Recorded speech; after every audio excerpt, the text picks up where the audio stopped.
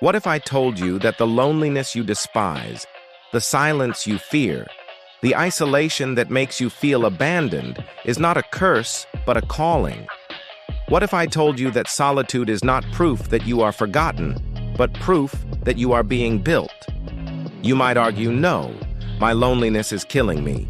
It drains my spirit, makes me feel worthless, and convinces me that no one cares. But I would tell you this: loneliness is not here to kill you, it is here to shape you. Silence is not emptiness, it is preparation.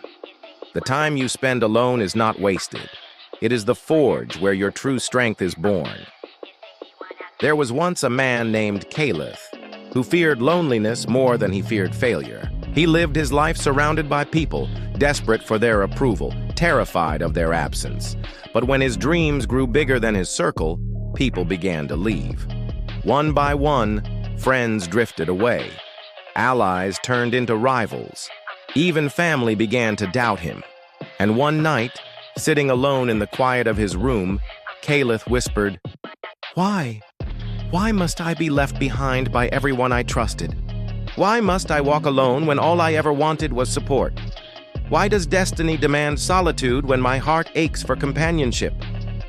And in that silence, he imagined a voice answering, not soft, but steady, undeniable.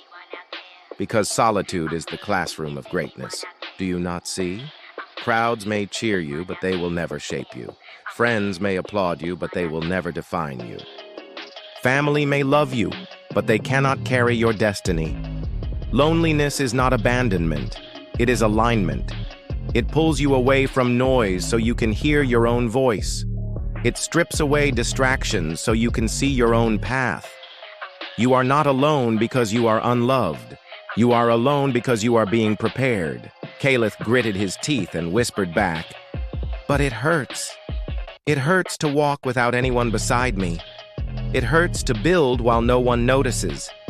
It hurts to believe when no one else does. How can loneliness be strength when it feels like weakness?" And the voice thundered, "Because strength is never born in comfort.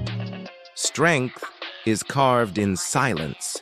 Strength is forged when you have no one left to rely on but yourself. Loneliness teaches you that you are enough, even when no one else stands beside you. Only in solitude will you learn that your own fire is greater than the world's applause." From that night, Caliph began to see differently. He stopped cursing the silence. He stopped begging people to return. He whispered to himself each morning, "Do not fear being alone, use it. Do not despise silence, listen to it. Do not resist solitude, grow in it." He began to work quietly, to study deeply, to build patiently. And though the world still ignored him, he no longer needed its attention. His solitude became his sanctuary. His loneliness became his power. But life, relentless as ever, tested him harder. Just as he found strength in silence, storms struck his life. Just as he built resilience, betrayal cut deeper than before. His friends mocked, "He has no one left." His rivals sneered, "He is forgotten." Even his family said, "Perhaps he is cursed to walk alone." And though their words cut him, Caliph lifted his head and replied, "I am not cursed.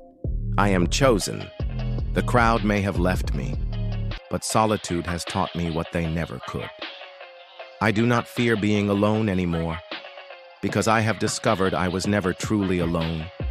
I carried my own strength all along." Years passed, and Caliph's solitude turned into power. His vision sharpened, his discipline hardened, his resilience deepened. The man once mocked for walking alone became the man others sought for guidance. People asked him, "How did you endure loneliness without being broken?" And he told them, "I did not endure loneliness, I used it.